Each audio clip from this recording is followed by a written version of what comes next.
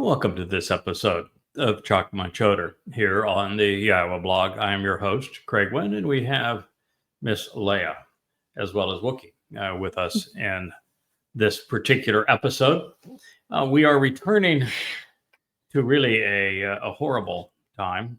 A horrible time with a happy ending, though, and that's YAHOWAH's favorite type of story.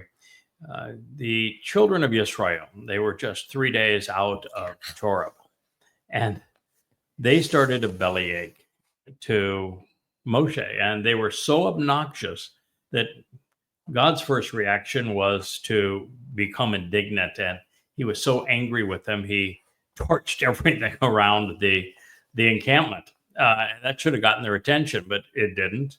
And so they continued to be belligerent, and they went up right to Moshe's tent and started bellyaching to him.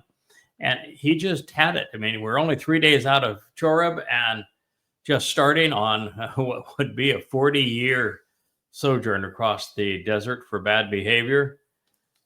And Moshe said, I can't deal with this anymore. He just came to YAHOWAH and said, if you have any compassion for me, you're just going to kill me now. Because these people are impossible. I can't lead them. I can't reason with them. I don't understand them. It's an impossible job that you gave me. I know how he feels. Yes, we... Go speak to the children of Israel. No, I'm good. Kill me now. Yeah. We deal with it every day. I mean, our job is to do what Moshe did, which is to call the chosen people home. Our job is to reacquaint them with YAHOWAH, just as Moshe had to do, to introduce them to their Messiah, King, the very Son of God, as Moshe actually did. That is the prophecy that is not only in Devarim 18, the one like me, but it also is right here in Numbers 11. And in fact, in the very statement we're going to read next. And so this is also prophetic of that, and that is our prime objective, to reintroduce not only Yudam to not only YAHOWAH's name, but also to their Messiah and King, our Savior, Dod. And Moshe just says, I'm at wit's end. I can't deal with them anymore. And YAHOWAH agreed with Moshe. He didn't come down on him. He didn't lecture him. He said, how dare you give up on me after all the things we've been through? That wasn't the approach at all. YAHOWAH empathized with Moshe. And he knew also that Moshe was the only man at that time for this job, and there was no replacement. And God only works through people, and there was no other person to work through. So YAHOWAH came up with a plan. He says, okay, what we're going to do is we're going to share the spirit that you have with 70 elders. We'll see how that works. First thing we heard was that, and they accomplished nothing. But God says, okay, obviously that was going to be the result, but I've got another plan here, a plan B. And plan B is going to work. And that is because there's two fellas that are going to be given my spirit, and they're going to prophesy, and they're going to heal the country. They're going to spare the final remnant of my people. And this is their story right there in the midst of all of the tragedy of Bamidbar Numbers 11. Okay, but before you go further, I do have a serious question. 70 elders that Moshe wanted to share YAHOWAH's Ruach with. And the next thing that is said, and they accomplished nothing. It reminds me of the legend and the mythos around the 70 men that created the Septuagint. Yeah. The 70 men. And they also accomplished nothing. Yeah, the 70 men that the rabbis will claim received the oral Torah, that is specifically denied within the Torah that did not occur. And this actually wasn't Moshe's idea of sharing the burden with 70 men. YAHOWAH was trying to accommodate his wayward and toddling liberator and tried to bolster Moshe and said, okay, you want some help? Well, we'll bring you the 70 most mature Israelites around. We'll share the Spirit with them, and that'll be your help. And then the first thing we learned, and they accomplished nothing. But then, Moshe complained a bit, and he said, "So, what is this answer?" And Yahweh said, "It's the Bashar, a herald. I'm going to arrange for there to be a herald that's going to call my people home." And Moshe started to question that, and Yahweh just stopped him dead in his tracks. He says, "Do you think that I'm incapable of coordinating a harvest? Are you doubting that I can find someone, that person will agree to do this job, and that together we're going to accomplish it? Is that where you're going with this, Moshe?" Now, at that point, I think if I were having that discussion with God, I'd probably be about that high off the pavement. But, I can empathize with Moshe. It was a tough job. And the person he was talking about happens to be yours truly. I am the Bashar. So, yes, Yahweh found somebody that he was able to work with. And that individual did, in fact, agree to do this job. He's been doing it for 24 years, every waking hour for that period of time. And he's still going strong. And they are ultimately, Yahweh and this Bashar, going to be successful. But it was not just one person, because what the Bashar does, that is the primary character of this story, is that he is a herald. That's what Bashar means. And he is the herald of the actual star of Yahweh's story, who happens to be David, the former and returning king of Israel, the former and returning Messiah, the Son of God, who will return as God's firstborn and inherit the throne of not only Israel, but the world, the universe. And it is unique to the books that you see behind me, this Yada Yahowah series. It is unique to this YAHOWAH blog, that Yahweh, working through me, would create the first time in human history that the most famous person who didn't live, Jesus Christ, is repudiated. Now, Paul created this myth, and I've undone the myth. I've proven he never existed. He was a product of identity theft. And I've also shown that the person who was robbed to create the illusion of a Jesus Christ was the most important man who ever lived. He's the one who is mentioned in this story next. His name is Dod. And he is the Son of God. He is the Messiah. He is the former and returning king that had all of the accolades and attributes and achievements that Paul robbed to create the myth of Jesus. And so the herald's job is to let the world know, particularly God's people, that their king returns. And he's going to return soon. So that is the reason why these two individuals are presented within the tent of the restoring witness, with the Spirit brought upon them, is these two individuals are Dod and the Bashar, his herald. And it reads, "But then there were two individuals, two men, who remained, continuing to exist all the way to the end, who were spared on behalf of the remnant. And they were within the encampment as a favor." The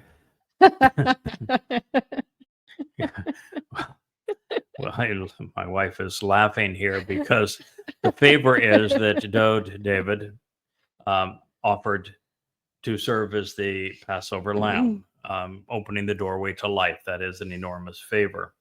And his herald, and a gift. Herald would offer his corporeal body on Towrah to perfect the adulterous woman so that she could be betrothed again to Dod, her king. Also a gift. So the one's name is Eldod, God's beloved. Dod is God's beloved son. Eldod simply means the Almighty's beloved, Eldod. And the second's name is Medad, the one who ponders the implications of Dod, who is cast as Dod's devoted friend. These are the two individuals. And we went over last night in our program that the mem and the yod before Dod, in this case, the mem is symbolic of water, of the sea, and the sea is symbolic of Goyim, where the Israelites are of the Eretz land. And so Medod's, this individual that will be serving to announce the arrival of Dod, is a Goyim. And the fact that he comes from water tells us three things. First, that water is the source of life. He brings life. He is the man from Edom who saves many, according to Yeshayah. The next attribute of water is it's the ultimate solvent. It's a cleanser. And in this regard, there will be enormous amounts of water that will come from beneath the Temple Mount, as there is the sacrifice of the red heifer. And those waters will be purging and cleansing for the adulterous woman that is Yisrael. So cleansing, part of the sacrifice of the red heifer, and life-giving as a Gentile are the symbolic implications of the mem. The yod, following the mem before Dod, is the first letter in Yahweh's name. It is Yahweh's upper arm coming down, his forearm going out, and his open hand reaching out to us. It says this individual will be the right hand of Dod, David, and that he will serve as Yahweh's means to influence his people at this time. Dod is written with two delefs. Both are depicted as doorways in the original pictographic alphabet of Hebrew. And Dod is the one who opened the door to life and the door to Yahweh's home by fulfilling Pesach and Matzah, as well as Bikurim. Now, the fact that you would have these two individuals as the remedy, since Moshe had given up, Yahweh had given up, and Yahweh said, but we've still got to do more than just get these reprobates to the promised land. Ultimately, we have to reconcile the relationship with them, and the only way to do that is through Dod's fulfillment of Pesach, Matzah, and Bikurim, and his Bashar's, Medod's, ability to reacquaint Israel both with Yahweh's name and with Dod's accomplishments. Now, this is possible because the Ruach, the Spirit, came to rest upon, settled, and continually remained on them. They were among those who are writers. I have to giggle because, well, when it comes to writing, I'm pretty good at that. This is one of 35 volumes that are part of the Yada Yahowah series. 35 volumes, well over 20,000 pages, all based upon a very diligent, systematic, amplified translation of the Dead Sea Scrolls, scrubbed of all of the Masoretic diacritical markings and religious interpretations, and then with many thousands of insights that were unheralded prior to these books. And now this program is a verbal presentation of all we have learned along the way. Moshe, among the early prophets, of course, was the most prolific in writing the Torah. Dode was the most prolific of all the prophets, having written about 100 Mizmor and Mashal, Psalms and Proverbs. And I have written more than both of them combined. And matter of fact, I've written more than all of Yahweh's prophets combined. So, By a long shot. yeah, so He didn't call you the talkative stick for anything, huh? yeah, that's she's poking fun at me because Yeshayah, who is also quite verbose, in the 17th chapter, after speaking of the role that I would play in fulfilling Shabuah and Teruah, which are the upcoming harvests, and then being offered as the Adamah Parah on Teruah, sacrificed on behalf of the remnant of Israel. He pokes a little fun, and he says, "I'm a talkative stick." The stick is a play off of the Choter, which Yeshayah introduced in the 11th chapter. That's the stick, and he also refers to me, because Yahweh does, as the Kol and the Peh, the voice and the mouth of God at this time. So I am the talkative stick. Or the series is called Chakmah Choter, and that would mean a smart sucker. God has a sense of humor. Me. Or did we just sit on the wook? No, he got me. Oh, wow. We were playing around with his toy. He got me. Wow. Okay, wook. Be nice. Good. Be good, kid. Okay. Oh, well. I'm too busy right now dealing with this orange thing to be a focused co-host. So they were among the writers, and they were obviously inspired by the Ruach spirit, because the spirit came to rest, settled, and remained on them. They did not emerge from the tent, not at this time. They were not leading an exodus for the illuminated family at the moment, although they both would be essential in fulfilling the exodus. We call the Torah's presentation of that journey from being enslaved in Mitzrayim, the crucible of human religious and political oppression, to the promised land, the Exodus. It's from Yatza, same word as that appears here. It means to be withdrawn. But they didn't get very far before they withdrew from Yahweh, and they withdrew from Moshe. So there was surprisingly little progress and a lot of wandering in circles over 40 years' time. And it wouldn't be until the great contribution that Dode made, both in his Mizmor and his Mashal, and also in his sacrifice in the second of three lives, also in his first life, where he became such an effective defender of Israel and acquired Jerusalem, acquired the Temple Mount, and taught us so much about God and about the covenant. But even by fulfilling Pesach, Matzah, and Bikurim, opening the doorway to heaven, removing our guilt on Matzah, and enabling us to be part of God's family on Bikurim, unless that is known, it doesn't do anybody any good. And for the last 3,000 years, it hasn't been known.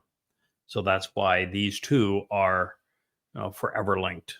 There is no Dode without a Yada. There is really no Messiah without his herald. There is no king without Yada, who brings God's people's attention to him. Yes, he still exists. He still did these things. But what good are they if no one knows of them? What's interesting is that if anyone's done any real research into historical, particularly the Middle East, not Europe, but the Levant, what roles that a king's herald plays, it's very interesting. Oh yeah, there's a lot. Because the nest would make sense. He is also bearing the flag of the king, the signet of the king, and the authority of the king. Yeah, it's interesting in terms of the us being writers, is that Yahowah's presentation of the Choter specifically says that he has the responsibility of writing the Nesh, the sign, the banner that Yahweh lifts up during the last days to bring his people home. You're looking at them, at what's going to be on that sign behind me. You're listening to that sign as it's scrolled, will be scrolled above the head of the final two witnesses during the last 3.5 years. But Yahweh actually defines the role of Dode's herald. And, it's the comparison he gives is the greater and lesser light. And that would be a comparison between the sun and the moon. From our perspective on Earth, they appear to be the same size because the sun is 400 times larger and 400 times further away. And therefore, by our perspective, they appear to be the same size, but they aren't. The sun is 400 times a great number with Yahweh. He loves number 4 for a numbers of reasons, but 400 times larger than the moon. And the sun actually creates energy. It creates light. It is the source of life here on our planet. It's the source of enlightenment on our planet. Dode was the great prophet, the one who wrote the Mizmor and the Mashal. And he is the light of life. Without the sun, we're all dead. Yeah. And, the fact is, Yahweh even says to us in the 89th Mizmor that Dode is returning as brilliant as the sun. Whoop, whoop. So the other fellow here, the fellow that is curious about Dode and has studied Dode so that he can present answers regarding Dode, Medod, he reflects the sun's light. So the greater and lesser luminaries, one is actually a source of light, the other reflects that source's light. So the role going forward would be that Dode has a message, and it is my job to convey that message to the remnant of Israel so they might know and understand what the king has decreed and how it applies to their lives. Yes, and this should make sense to anyone who reads Torah. If you remember that it was a man of Edom, Obed-Edom, who brought the Ark of the Covenant to Dode. Yeah, it's again, the star of the show is Dode. He is the one who was dressed as the high priest for this occasion. He'll be dressed as the high priest again on Yom Kippurim when he anoints the mercy seat of the Ark of the Covenant, the Kipporeth, on Kippurim in compliance with the Torah to restore the relationship with Yisrael at that moment. And so Dode was dressed as the high priest, as the Ark of the Covenant and the tent of the witness being brought to the Temple Mount. And it was a great celebration at that time. And so he's dancing, he's singing, and he's dressed as the high priest, the same role that he's going to play.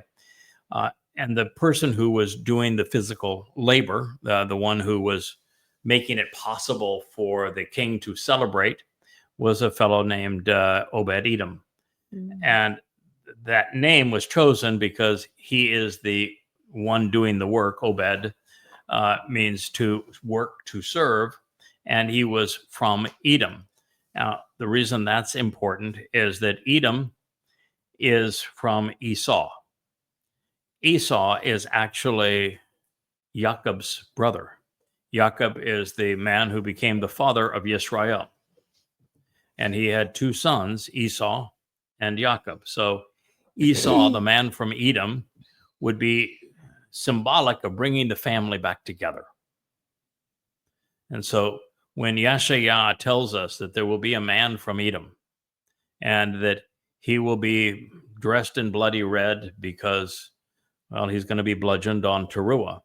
But in the process, he is going to save many. And Yahowah, he is very ecstatic about this individual's arrival and what it means for Israel, what it means for Yahowah and even what it means for Yahud.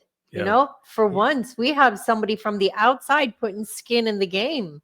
But it's not just somebody from the outside that's got skin in the game, but it's the one who unifies the broken family because he is symbolic of Jacob's brother. So it's the man from Edom. It is a prophecy of what I would do in the last days to herald, not only herald Dod's return as king, To on facilitate 10 it. days later on Kippurim, on the day of the herald, which is Towrah. But, this is the time we're talking about the sun and the moon. This will be one of those rare days where the moon was going to eclipse the sun. There will be a full eclipse of the sun as the man from Edom is sacrificed to save many right at this moment. That's your moment to shine, honey. Yeah. And so it is Right there. It's really an exceptional presentation, the greatest show on earth that's going to take place at this time, and all that Yahweh is going to do with it. And Eliah is going to be the master of ceremonies at this time. So what God is doing here is telling us that this story and how it's going to be fulfilled and how he's going to reconcile his relationship with his people is being woven together by the greatest wordsmith who ever existed, Yahweh himself. And that he had the answer in place even as the relationship with his people was crumbling. So he knew he could allow this to happen because he had a remedy, and that is this remedy. So they did not emerge from the tent at this time. By the way, they will emerge from the tent later, because the tent of the restoring witness is going to be reestablished on the Temple Mount, as the dome of the Hufi print and the dome of the mosque of Alaska are both vanquished. They will both be destroyed, razed to the ground, and in their place will be, in its proper place will be the tent of the restoring witness, which Obed-Edom orchestrated its arrival, as along with the Ark of the Covenant, as Dod was celebrating, dressed as the high priest. It's exactly what's going to happen down the road. Just how many months it is from now, Leah? Yeah, A really round number, 100. Wow. 100 months from now is when this is going to occur. Yeah, that's amazing. Yep. Therefore, they continued to speak prophetically, communicating the message of God independently of others. Yes, these would be the two who would convey more from Yahweh than any two who have ever lived. And their message would be fortuitous. It would be God's means of compassionately helping those within his community. Bamidbar in the wilderness, Numbers 11:26. So when Moshe stumbled and the elders of Israel failed, Yahweh brought in reinforcements by way of the great and final Zeroah. The great Zeroah being Dod, the final Zeroah being Yada. This is Eldod and Medod. They would not only be filled with the Spirit, the Ruach of Yahweh would remain on them. And as a result of the Spirit's inspiration, they would be prolific writers. Now, remember, this is being told 400 years before Dod would come on the scene, and 3,400 years before Yada would be called to do this. And I don't really think I look a day over 70. Yet here we are, 3,400 years ago. So this is an extraordinary situation. You've got Moshe, Dod, and Yada writing more than all others combined. And from Moshe, we have the Torah. From Dod, we have the Mizmor and Mashal. And from Yada, we have the 35 volumes of Yada Yahowah. And that their contributions would be for another time. Eldod and Medod did not emerge from the tent at this time, but they would emerge 400 years thereafter. What I did not expect, however, is that while we know that Dod and Moshe were the most powerful and prolific of the prophets, it is certainly insinuated here that Dod's helping hand, the one who would come to question and then discern everything that Dod represents, Well, that he also has some prophetic attributes, even if only limited to speaking for God at this time. But when you recognize the fact that over the last 24 years, I have foretold the future as it relates to Israel hundreds of times, and I've never been wrong. And my statements pursuant to Israel are bold, and I've never been wrong. No. So this is therefore Yahweh's great favor, an act of compassion for those wanting to camp out with him during Sukkah when he restores the earth to the conditions previously enjoyed in Eden. Now, tellingly, it was one of the scattered sheep that recognized that God's beloved and the one devoted to Dode were speaking for Yahweh. And so they, the youngest members of the covenant family, immediately made the connection between what these two men were saying and Torah itself. So they moved in Moshe's direction, representing the Torah. They would even confess to the relevance of this rather expressive correlation of fulfilled prophecy. It reads, "And the scattered sheep, represented by a young man, the wayward flock comprised of adolescents served by an attendant of one whom the flock belongs, ran, moving quickly before Moshe, the counterpart who withdraws, to conspicuously inform, making known by announcing in a straightforward fashion, so as to confess the corresponding connection that he was making through Moshe. Wa Nagad La Moshe, to openly acknowledge before Moshe, expounding upon the conspicuous and forthrightness of what was being witnessed. And he said, with unfolding implications through time, Eldod, God's beloved, and Medod, the one who ponders the implications of Dode and is Dode's loving friend,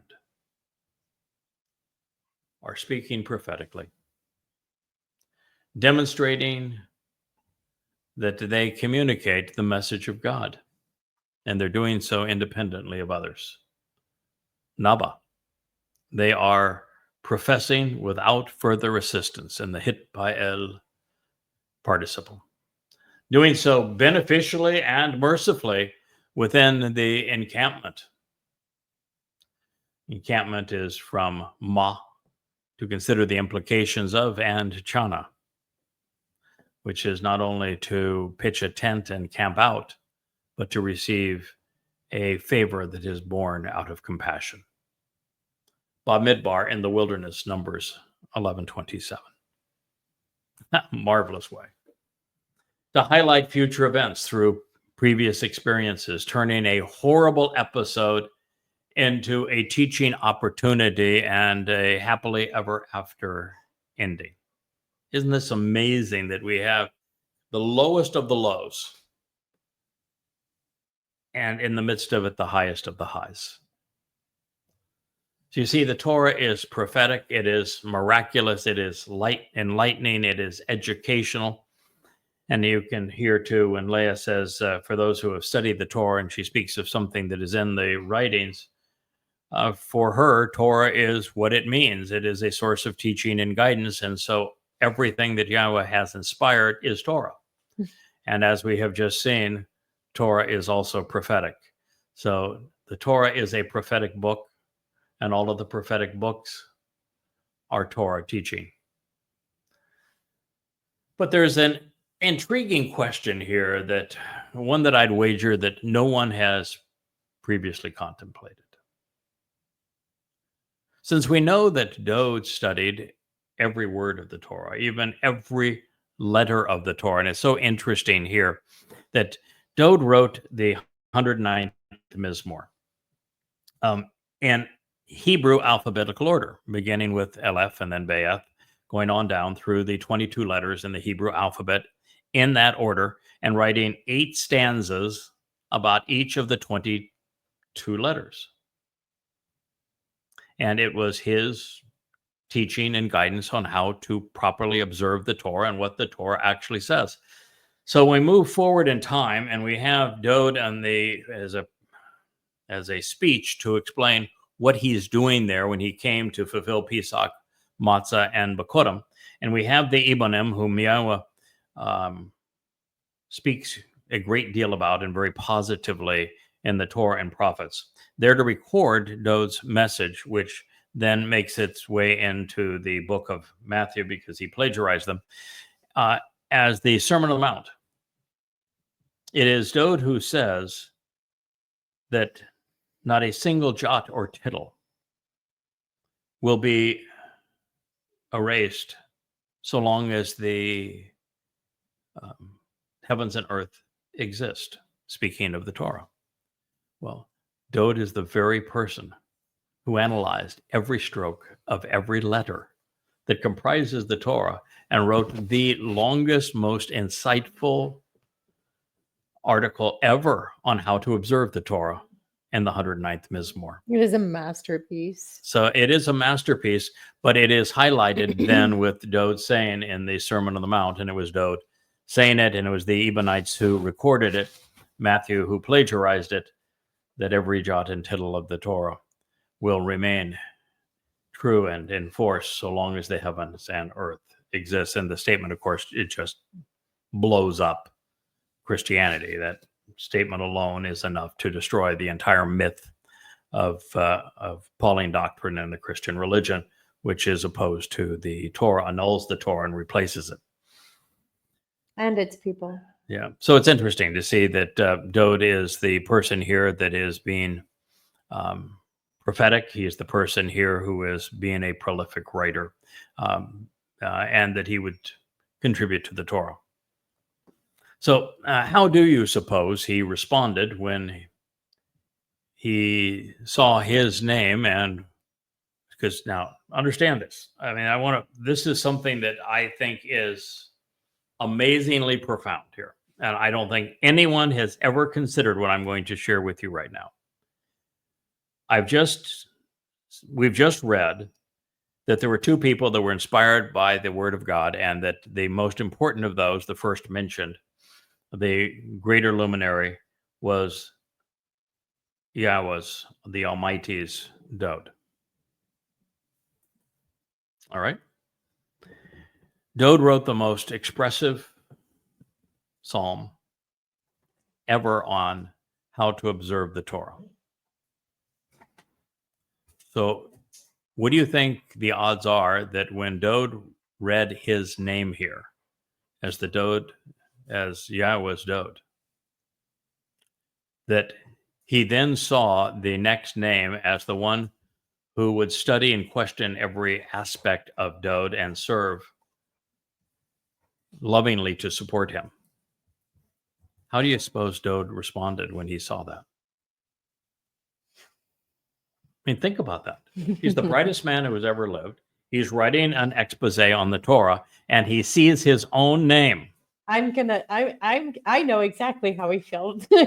He's gonna laugh, fall off his chair, then cry, and then get his crap together. Well, my guess is his response would be exactly what my response was when I like this. So we're going full screen on Leah and small screen on Maydode here. This is as it should be. I think his reaction was exactly as mine. The first time I saw this, because first of all, you're just devastated for Moshe that he would have this emotional breakdown, and you're sad for the children of Israel because they caused Moshe to give up, and they caused Yahweh to give up. And then you're reading, and God has a solution, and the solution is Dode and Dode, but one is the Dode of the Almighty, and the other is the hand of Dode. So I know when I saw that, I was going, "Oh my God! Yeah. Did I really read that? Nah, come on! Dead Sea Scrolls, yeah. Where are they? I mean, how in the world could this have been here all this time and no one ever thought about it? But then immediately I said, Dowd thought about it. He saw this. The whole reason that Dowd was put in a position that he could write the 14th mashal on the Choter is that he saw the Choter as the Bashar right there, here in the midst of the Torah. His reaction, I am positive, is identical to my own. Appreciative, a bit overwhelmed, becoming ever more determined that, okay, God knew what he was doing, going all the way back in time and throughout time. He's, Dowd's going to read this, and he said, this was 400 years ago, and he's already talking about what I was going to do. And then you're going forward 3,400 years from now and talking about what my herald is going to do. And that this whole thing is about this herald doing this. I think that was the most amazing part of this whole thing for me, is recognizing Dowd likely, guys, you'll need to get a room. I don't know if you're hearing Asher and Wookie there, but they're having a good time. Well, they're having fun. And they're celebrating. We're celebrating. This is an amazing discovery. It is just truly wonderful what we have come upon, what Yahweh has offered to us. So I think Dowd responded the same way I did when he saw this. And he saw the one who would be serving him as a spirit-filled troubadour in the midst of this really horrid affair otherwise. So I'm convinced that Dowd, being a lot smarter than I am, would have made the same connection. And that he also would have noticed that just prior to this, there would be the brutal deaths, killing of the lamb and the bull to resolve the people's recalcitrance. They're specifically slaughtered, beaten to death, just as Dowd would offer his Bashar body on Pesach, and I will offer mine on Towrah. I'm sure he made that connection as well. So this could well have been where Dowd first came to realize that he would have a Bashar herald. He would have someone to reintroduce him to Yisrael, to reacquaint his people with what he had achieved. And the implications are actually extraordinary. Back in the moment, it is becoming apparent that Moshe was beginning to understand the point of all of this, even as Yahushua ben Nun was still trying to get his bearings and figure it out. And we read, then Yahushua, which means Yahweh delivers, he liberates and he saves, the son of Nun, the continually existing, the one serving Moshe from his youth, having made his decision and having been chosen, he responded. And he said, sir, my upright one, Moshe, do you want them to stop? Now, this is really interesting because in the next chapter, chapter 12, we have Miriam, his sister, and Aaron, his brother, come up to him and say, we also speak for God. And God went, oh, the hell you do? No, you do not. And Miriam was struck with leprosy and distanced from the community. And she had been a prophetess. I mean, she's somebody who was part of the covenant family. She was doing her thing. Singing for Yahweh. Yeah, she was leading the women's chorus at the Song of the Sea. Oh, yeah. And she then got a little full of herself and said, well, I too speak for Yahweh. God, I'm feeling a little bit of deja vu here. Yeah, said, yeah, and even if your father spit in your face, I wouldn't give you a second thought. And he covered her in leprosy and sent her away. And then later he said, the example that Miriam has is being divorced.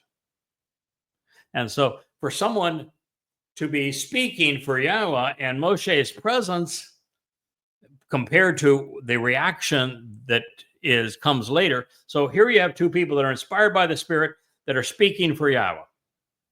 And then the next chapter, you have two people that say, we also speak for Yahweh, claiming to speak for Yahweh without his Spirit and without Yahweh's consent. Two people are part of God's solution, two people that are part of the problem.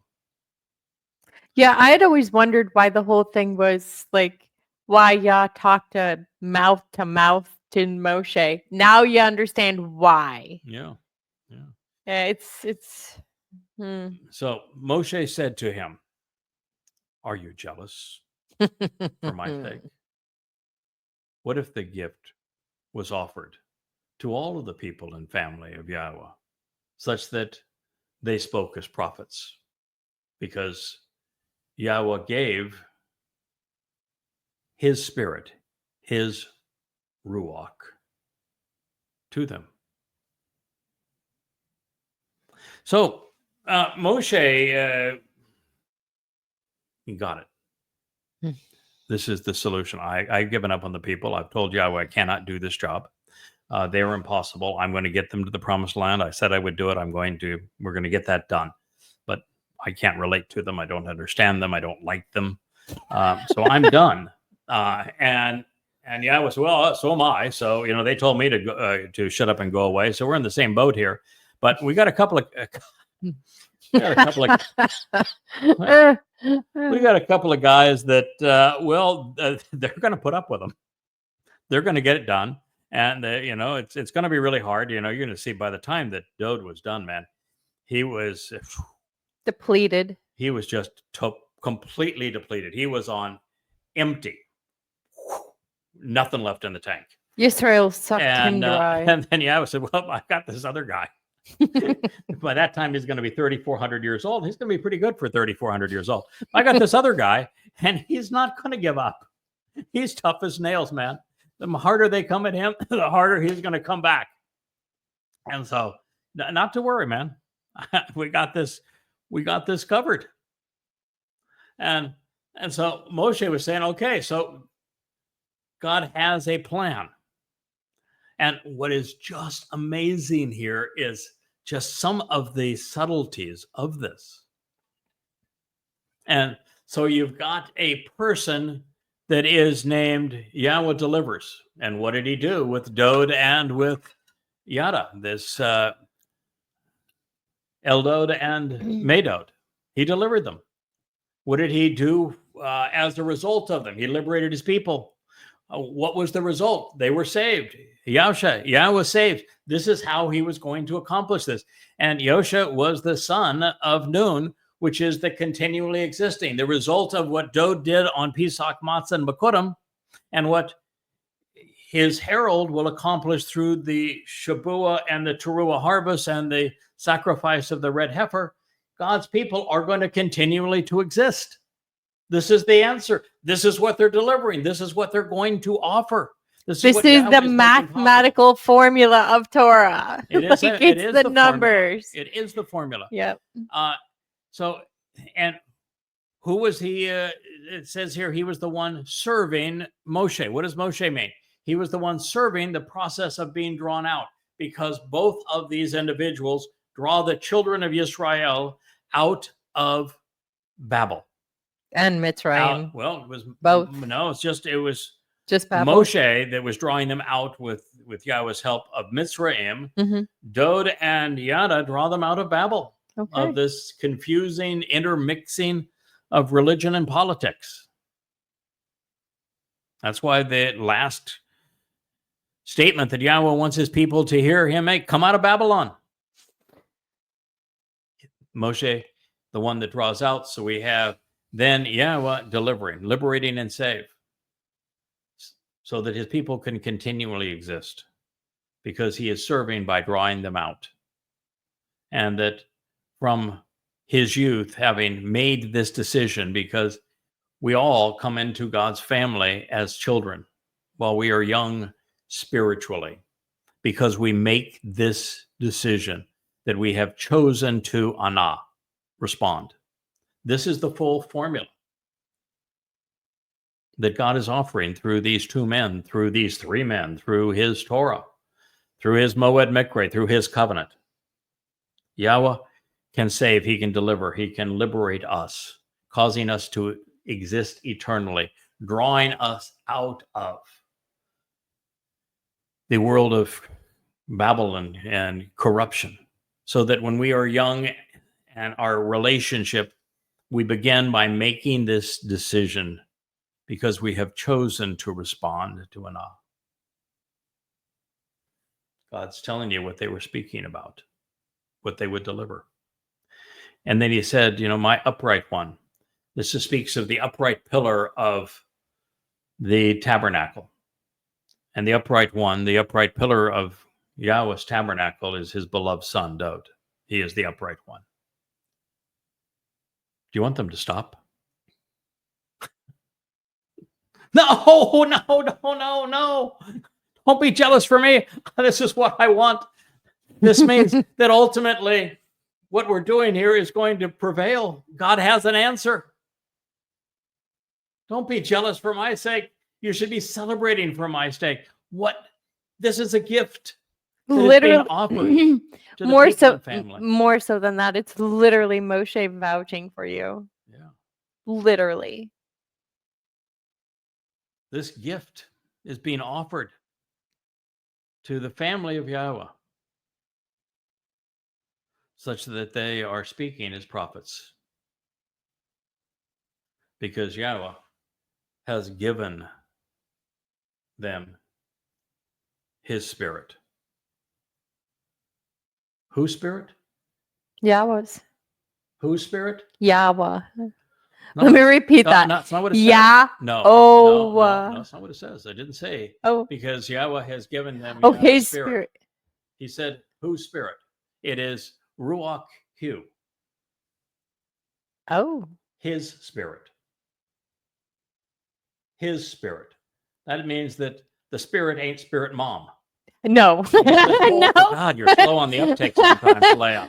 Because I don't think in a mommy dearest cult. I'm sorry, goodness, honey. Goodness. We had this, like, wait, what? We have his spirit. And we're yes. here because we had, and they're just a small little clique now.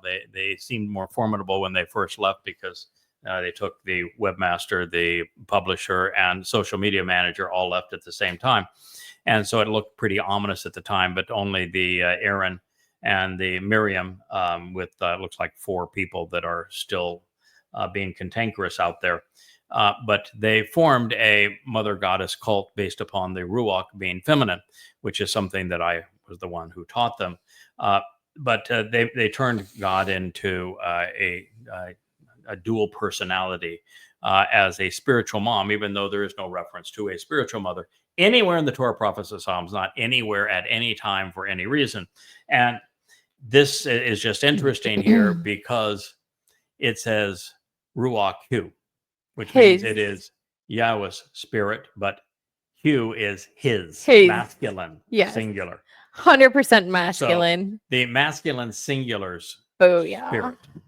It's just a reinforcement that they are wrong. They even changed Yahweh's name to create the impression that the Yod and I guess the Yod and the He represented a masculine and feminine capability within Yahweh's name, and they got both of them wrong because the one that they said was masculine turned out to be feminine. The one they thought was feminine turned out to be masculine. They got it all. They got everything wrong. Yeah. But nonetheless, it was based upon. Don't let a few facts get in the way of your religion. Right. By all means. Mother goddess cult, and what was interesting too is that they based Mommy God on Chakmah. We're doing a series called Chakmah Choter because. In the 8th mashal that Dod wrote, he celebrates intelligence, Chakmah's intelligence, and he talks about how important intelligence is in coming to know Yahweh and being in a relationship with Yahweh. Intelligence is how we relate to God, and rationally using our intelligence, evidence and reason, and processing these things wisely. And Chakmah happens to be a feminine noun, and so they assumed that because it spoke of her as, and they didn't recognize that it was speaking of Chakmah as wisdom. They said that, well, this whole mashal is a celebration of Spirit Mom. And then when I said, they sent it to me and said, so we think you're leading people astray and they're all going to die because you're not celebrating Spirit Mom, and Spirit Mom is the one who talked to us through the and we're here to correct all your mistakes. And I'm saying, excuse me, but the eighth mashal doesn't mention Ruach's not even mentioned in it. Not a single reference to Ruach, spirit, and not a single reference to M, which is mom or mother. And the feminine here is directly related to Chakmah. And so you've got the smartest man who ever lived is celebrating Chakmah. And of course, then in the 14th Mizmor, he devotes it to the Choter, and he says the Choter and his wife, by the way, is Chakmah. It's Chakmah. Put that in your pipe and smoke so it. There you go. It's just so anyway. This is his. I must be a god. Does that promote me to goddess level? Wait a minute. So if you've lived through this with us, you just have to crack up. It's ridiculous. So anyway, he knew that this was God's way of saying, "Don't worry, Moshe. Don't worry. The herd, to herd this wayward flock." That's all you need to do is you direct them a little longer. You're going to herd this my flock. We're going to get them to the promised land, and then not to worry, pal. I'm going to take it from here. So the plan and the people are now in place. You have the three Zeroah. God's got his people in place. These are his characters, and you telling Moshe, you're the first of these three Zeroah who will be responsible for bringing my people home. And so Moshe immediately began preparing the children of Israel for the harvest that was to come, because it is Dod which is Eldod, and Medod, who are the two individuals responsible for the harvest. Dod fulfills Bikurim, which is the first of three harvests, and he fulfills it by serving as the Passover lamb and then having his nefesh soul carry our guilt into Sheol on Matzah, so that we can be part of the harvest of God's family on Bikurim. The next two harvests are Shabuah and Towrah, which Medod, Dod's herald, Yada, the final of the three Zeroah, is responsible for enabling to cultivate this final harvest. So all three of those harvests are fulfilled by Eldod and Medod. Then Moshe and the elderly men of Israel gathered, preparing for the harvest of the beneficial and merciful encampment. They were looking forward now to the work that these two men would do. In 400 years, in 1,400 years, and in 3,400 years. 400 years, Dod would serve to explain all of this to us. And in 1,400 years from this time, which would be 33 CE, Dod would fulfill Pesach, Matzah, and Bikurim, enabling this harvest. And then 3,400 years from this time, you would have Yada, the herald, Medod, called to gather and prepare the harvest, the akaf, this ingathering that is so beneficial and merciful for those who consider the implications of the favors that God has borne before us. Bamidbar, in the wilderness, Numbers 11:30. I will bet you anything that if you're one of those listening to this program, this is the most exciting presentation from the book of Numbers that you've ever heard, making it relevant in your time, literally coming alive for you, showing how this marvelous story was woven together for our benefit at this time, for your benefit. so that you're in a position to be part of that Asaph, this marvelous ingathering of God's children. Do you know what it reminds me of? What's that? That Moshe wrote the invitations. Mm-hmm. Dode is facilitating the party. Mm-hmm. I think you're very much a coordinator, event planner, let's say. Party planner. Yeah, event planner, and possibly even guest of honor. I do believe. Wedding planner. Where the master of ceremonies for the wedding is going to be. I think it's a little bigger than that, but let's go along with it. Not exactly an event planner, but a coordinator and a guest, an honored guest, very honored guest. And well, I think in a way, there's so many different roles. I mean, Dode is both the groom, he's the king, he is a facilitator. He represents all of Yisrael, and ultimately he's the best of men. But Dode has a best man. Yes. And he has a man that serves as his right hand, that will be at his right hand, that will be celebrating this wedding and will have done all of the work necessary to prepare his bride for this betrothal. So, and he's the guy that's going to be sending out the invitations as a bashar. And there are a lot of invites to go out. As a herald. There are a lot of layers of invites to go out that all come together. And of course, the entertainment for the wedding is going to be provided by Elia, who is going to have us all absolutely in stitches. And it's one of the reasons Yahweh brought Elia back. You know, he watched all of the people up to this point perform. And the one guy who kept him in stitches, who just was really, really funny, is Elia. And so he's bringing Elia back to be the entertainment for this marvelous wedding that's going to take place. And Elia doesn't have a filter. We are going to get along magically, him and I. Yeah, it's going to be delightful and fun. And anyway, and then as a sign of things to come, we read, the Spirit set out from Yahweh, and he brought prosperity or quail from the sea.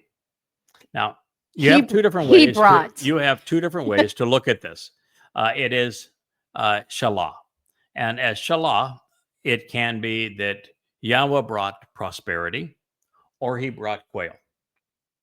Yeah, those are your two choices. And he brought them from the sea. Now, I'm going to tell you something here that might surprise you if you're not paying close attention. Quail are not water birds. Nope.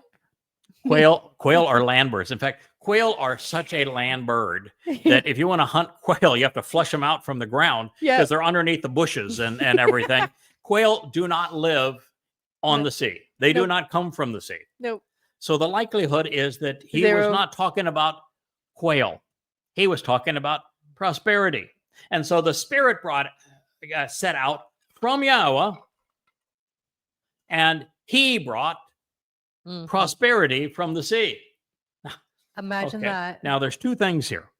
One is the prosperity that was brought is because of Dode's fulfillment of Pesach, Matzah, and Bakudim, and that would be Dode's, and from Madod's fulfillment of Shabuah and Teruah, and of serving as the Adamah Parah, this man from Edom, on Teruah that prepares the wayward family, this adulterous woman of Yisrael, for her betrothal to Dode. And prosperity is central to the name Adamah Parah. Adamah Parah means bloody red man of the earth who is prosperous. Yes. Who is fruitful, productive. And so he's saying, I'm bringing Mr. Prosperous. I got this for you. And I'm bringing Mr. Prosperous from the where? The yam? The sea. And what would that mean? A goy. That he's a goy. Mm-hmm. That he's the man from Edom. So the Spirit set out from Yahweh, and he brought Mr. Prosperous from among the Goyim. And oh, by the way, when it says that the Spirit set out from Yahweh, and what was that pronoun? He. Dum, dum, dum. So guess what? Mommy dearest cult, you're done. Yahweh manifests himself always as masculine. always, without exception, Yahweh manifests himself as masculine. He is our father. There is no spirit mom. So the spirit set out from Yahweh, and he brought prosperity, Mr. Prosperous, from the sea. But God has a sense of humor. That is the whole thing about the Adamah Parah. You know, always wondering with the Adamah Parah why it would be feminine, since you know, it's I'm a dude, and so and I'm referred to every place else as the par. I'm the par bull that is presented as Boker here in this very narrative, because we said that the lamb and the bull are both going to be bludgeoned to death. So I am that bull. That's my personality. That is the way that God is describing me here. I am not a. He is not a delicate I'm not individual. I'm just not a girly cow. I mean, I'm no, not in the least. So why would God use that term? It's because of this. You know what? Where par means bull, parah has a double meaning. It can be the feminine of bull because of the ending, but that's not the primary meaning of parah. It means productive, prosperous. And so God's bringing out Mr. Productive. But then he abandoned being associated with the encampment. God says, okay, I've got the players in place. We're going to make all this happy. And now I don't have to fret over this anymore. So he just abandoned being associated with the encampment, similar to the way of another day. That's what I tell Israel all the time. They're expecting Hashem and G-D to bail out their BUTTS as they continue to miscalculate and, you know, bludgeon Gaza to the point that the world turned against them, and then pick a fight with Iran. And now saying, oh, well, we need help. Come and rescue us. And oh yeah, Hashem, he's got our back. He'll take care of. No, he doesn't. He abandoned the encampment. Actually, we abandoned him first, but he's finally decided. He abandoned the encampment. And what he said, too, is that he's going to sit this one out. He said specifically, I'm going to sit this one out. Yep. So my job is to reintroduce you so that you return to Yahweh, and he's going to return to you. So it does have a happy ending. We are going to be productive. It's going to be a couple of marvelous harvests, and there's going to be a marvelous family reunion. But you need to understand, you are not under Yahweh's protection now. You are abandoned by Yahweh, forsaken by Yahweh. And the only way to solve that is to stop rejecting Yahweh by ignoring and erasing his name, by ignoring and denying that he has a beloved son, your Messiah, and that he is Dode, and that he has already lived 2 lives and will have a third. So then he abandoned being associated with the encampment, similar to the way of another day. For this, and like the journey of another time, this was encompassing the camp and akin to the units of measures, even the mothers of the people, over the face and the presence and appearance of this domain. So God's pulling out everything that he can tell you about. I am abandoning the encampment. This is symbolic of what's going to happen with the people in the future and on other days. And this is a long journey. And ultimately, I have put the people in place to resolve this issue for you. But this is a journey, and it's going to be another time that that's going to happen. And that right now, I'm encompassing this camp. And then the word there is Emahah. M. So M-Y-M makes it plural. And so it's Amel. Amha. I'm sorry. So it's A-M-A-H-Y-M. And so this can be tribes. It can be cubits. It can be the hand, the forearm. It can be the source. It can be the origin. It could even be mothers. It can be tribes. And so this is a word that you have to define by the context. And so I think that the most intelligent way to describe it is a way to measure the people. And so let's go through this again. But then he abandoned being associated with the encampment. Similar to the way of another day. For this, and like a journey of another time, this was encompassing the camp. And it was akin to the measure of the people over the face, presence, and appearance of this place, of this earth. Ha-Eretz. Bamidbar in the wilderness, Numbers 11:31.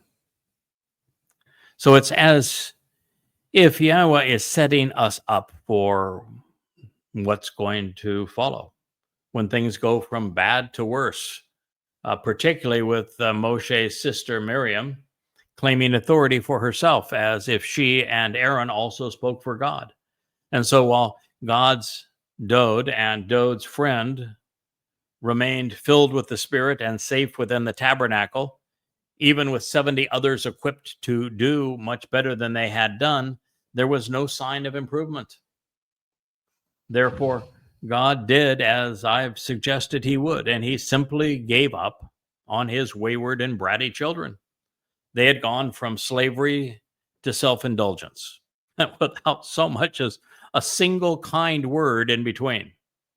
Unable to reason with them or even care for them, Yahweh abandoned them. He rejected those who had rejected him. Now, fortunately, a new day would come, even if it would dawn in places with, well, in phases. Dode would be anointed 413 years thereafter. And then his friend Yada would come to light 3,036 years later. But before these events would transpire, we are told that even though Yahweh's Ruach was represented by a feminine noun, when deployed, there was no mistaking that Yahweh was retaining his masculinity, even through the Spirit.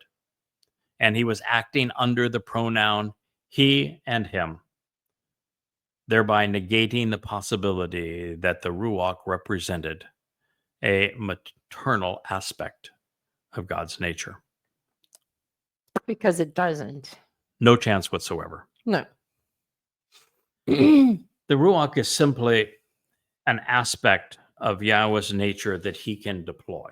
He can deploy his Nefesh, he can deploy his Ruach, he can deploy his Debadim words, he can deploy aspects of his Or, light, as energy. So God he can even communicate through his Malach, his messengers. God has numerous ways that he can interact with us. The most powerful of the tools that Yahweh can use to interact with us is his Ruach.